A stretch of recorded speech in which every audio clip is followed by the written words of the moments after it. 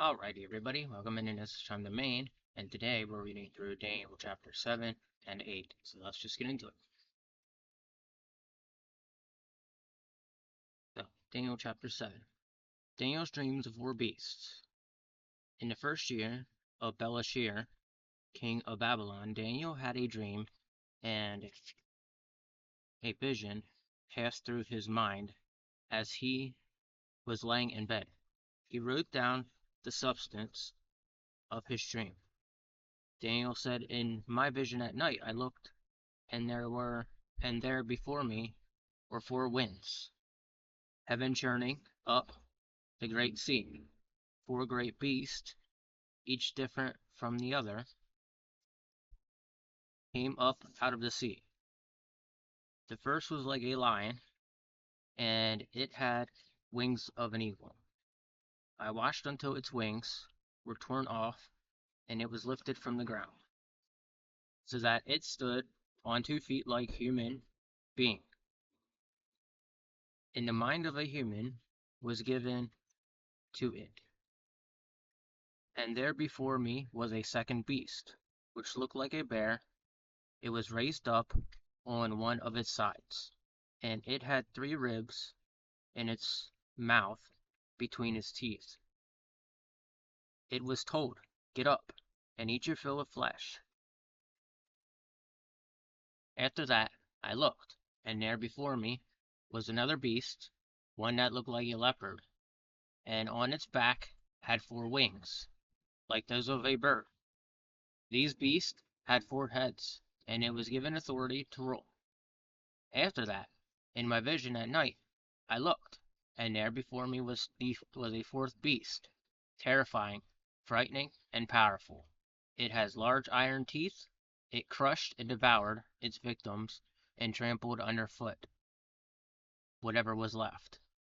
It was different from all the former beasts, and it had 10 horns. While I was thinking about the horns, there before me was another horn, a little one, which came up among them, and 3 of the first horns were uprooted before it.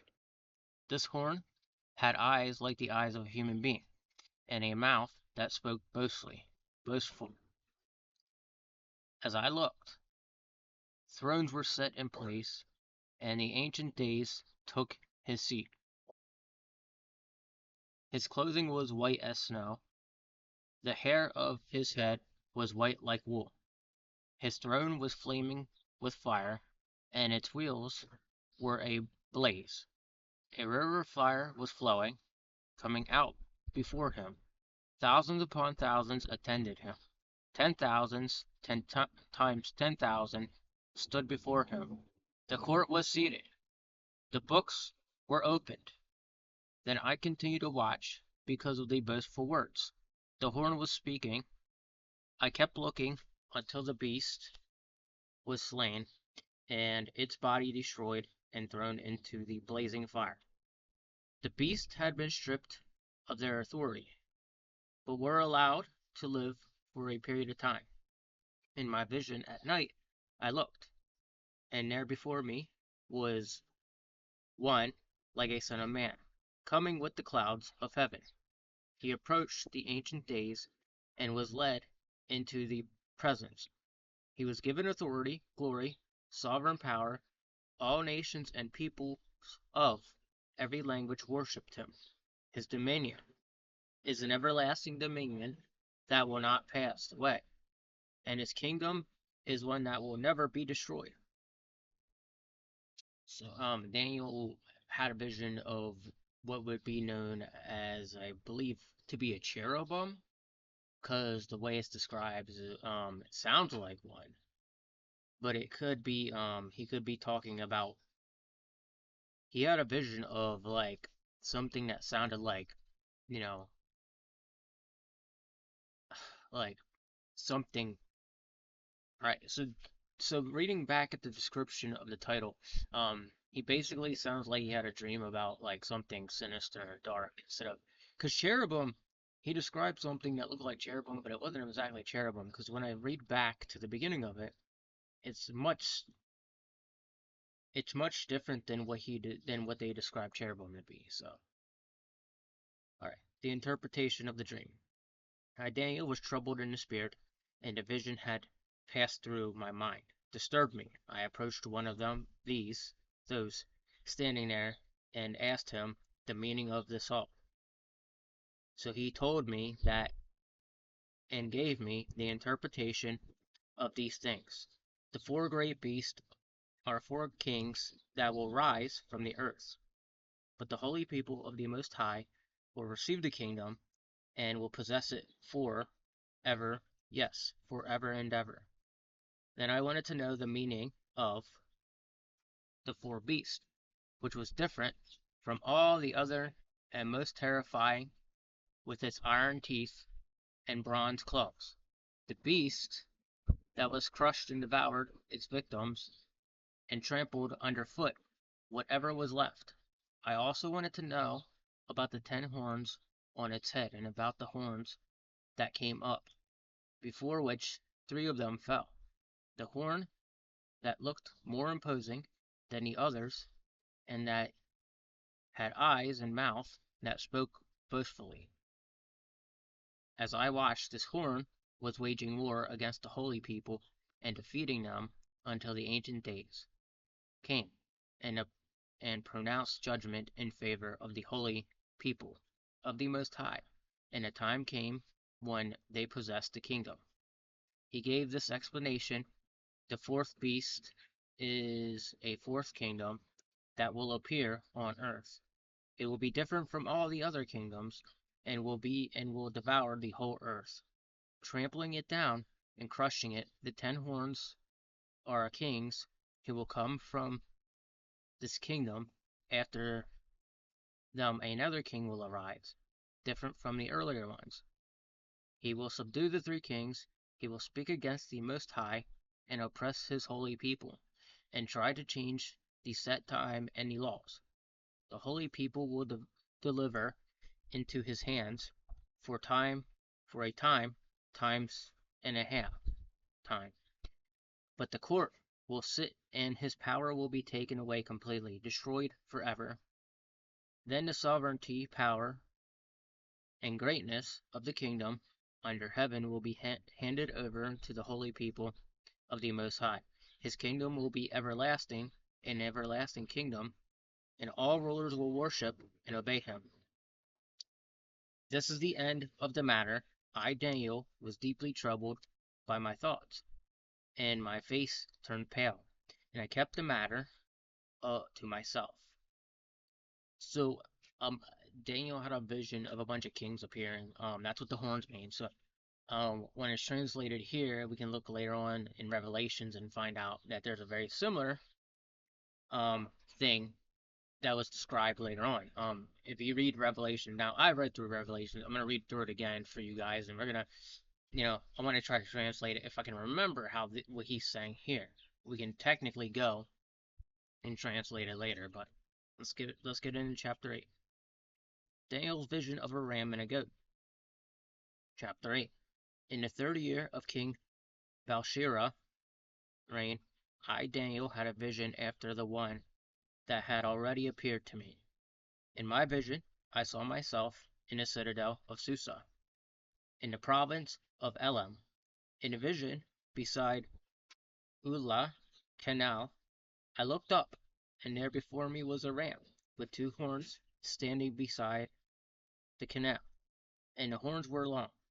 One of the horns was longer than the other, but grew up. Later, I watched the ram as it charged towards the west and north and the south. No animal could stand against it, and none could rescue from its power. It did as it pleased, and became great. As I was thinking about this, suddenly a goat with a permanent horn between its eyes came from the rest, crossing the whole earth without touching the ground. It came towards the 2-horned ram I had seen standing beside the canal, and charged at it in a great rage. I saw it attack the ram furiously, striking the ram and shattering its two horns. The ram was powerless to stand against it. The goat knocked it to the ground and trampled on it, and none could rescue the ram from its powers.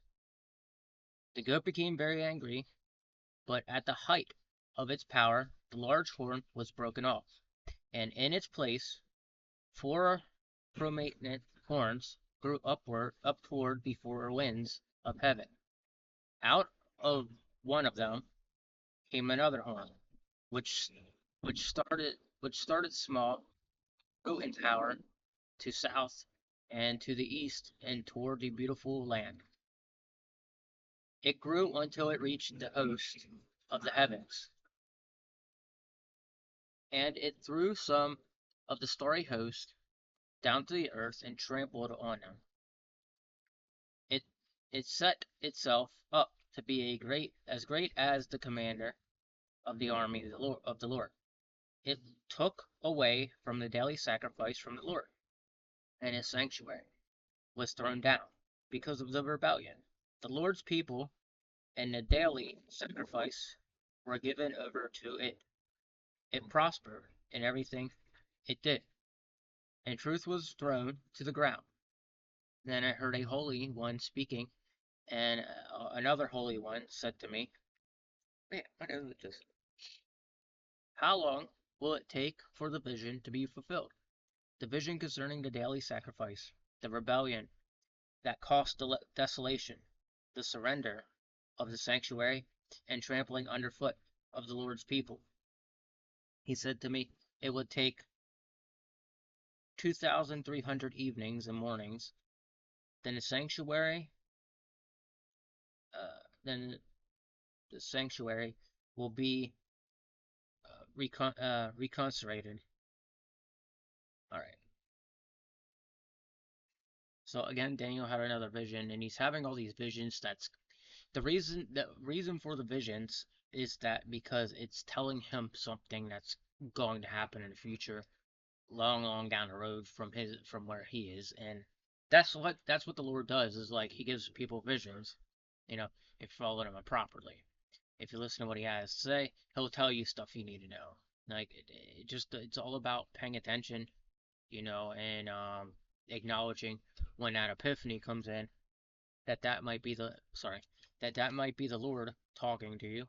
And then of course some people don't realize that those epiphanies are the Lord talking to them, and that is you following the Lord. That's why some of the greatest stuff happens when you have epiphanies. That's something to learn from this. So the interpretation of the vision. While I, Daniel, was watching the vision and trying to understand it, there before me stood one who looked like a man, and I heard a man's voice from Uli, calling Gabriel, "Tell this man the meaning of the vision." As he came near the place where I was standing, I was terrified and fell prostrate. "Son of man," he said, "understand that the vision concerns the time of the end." While he was speaking to me, I was in a deep sleep, with my face to the ground. Then he touched me and raised me to my feet. He said, "I am going to tell you what will happen later in the time of my wrath, because the vision concerns the appointed time of the end. The two-horned ram that you saw represent the kings of Media and Persia. The shaggy goat is the king of Greece, and the large horn between its eyes is the first king. The four horns that replaced the one that was broken off represent four kingdoms that will be merging from his nation, but will not have the same power. In the later part of their reign, when rebels have become completely wicked, a fierce-looking king, a master intriguer, will arise. He will become very strong, but not by his own power. He will cause astounding devastation and will succeed in whatever he does. He will destroy those who are mighty. The holy people will cause deceit to prosper, and he will consider himself superior. When they feel secure, he will destroy many and take his standing against the Prince of Princes. Yet he will be destroyed, but not by human power. The vision of evenings and mornings that has been given to you is true, but seal up the vision, for it concerns the distant future. I, Daniel, was worn out. I lay exhausted for several days. Then I got up and went about the king's business. I was appalled by the vision. It was beyond understanding.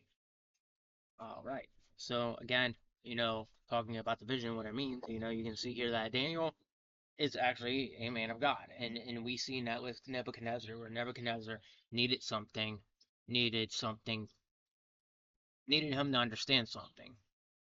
Because all his like other people, his people that use paganism to help him understand stuff, never could answer him. So when Daniel got into play, God was like, you've asked everybody.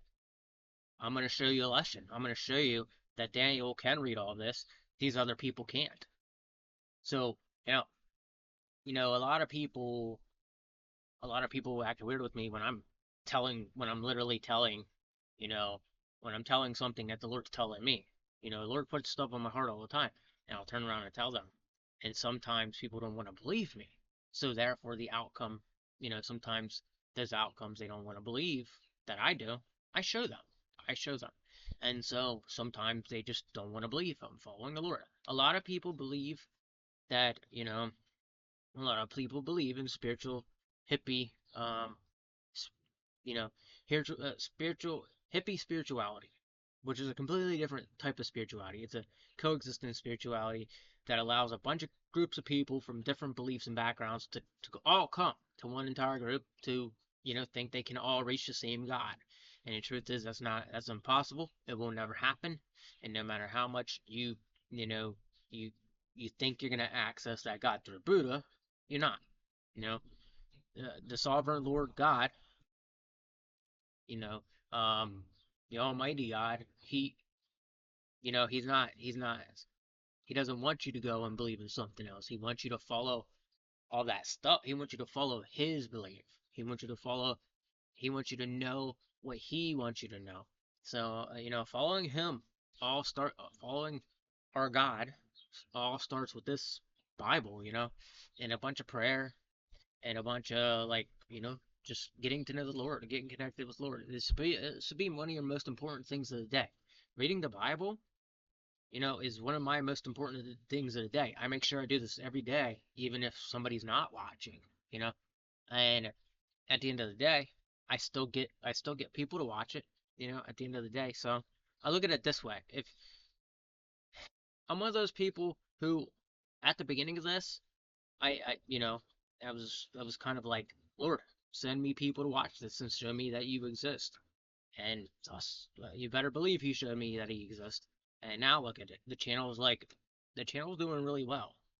And so, I had a moment a few weeks back where the Lord said to me, I will make you into a great nation. He said it to me twice. And I was like, well, what do you mean? And then he turned around and he said to me, no, he didn't say, he did say that. And I was like, well, what do you mean? He said, then he turned around and said 2 years to me. So it's like, okay, well, there must be something important there that I need to know or figure out. So, maybe in the next few years the channel is going to be huge, or I'm going to be huge here on the platform. I don't know what the future holds for me naturally, but the Lord knows. The Lord's writing my story right now, and I do believe that the Lord has something incredible in store for me in the future.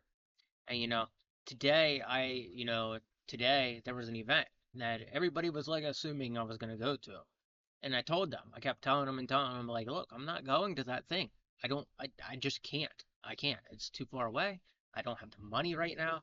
And plus, I'm not ready to go do stuff like that yet. I gotta still build up here. So my thing is like, don't believe everything you absolutely hear. about somebody. Sometimes uh, people will make stuff up about others, and sometimes you gotta see what the outcome is.